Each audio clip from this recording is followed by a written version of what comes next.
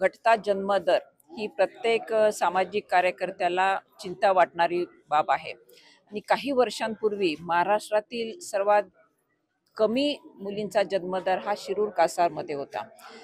तो मुलींचा जन्मदर वाढवण्यासाठी लोकनेते विनायकराव मेटे साहेबांनी अजित बालिका योजना सुरू केली होती। आज राजेगाव ग्रामपंचायतीच्या वतीने 1 एप्रिल 2025 पासून गावात जन्म घेणाऱ्या मुलीच्या नावाने 5,000 रुपये फिक्स डिपॉझिटमध्ये ठेवले जाणार आहेत आणि त्या योजनेची औपचारिक घोषणा आज करण्यात आलेली आहे।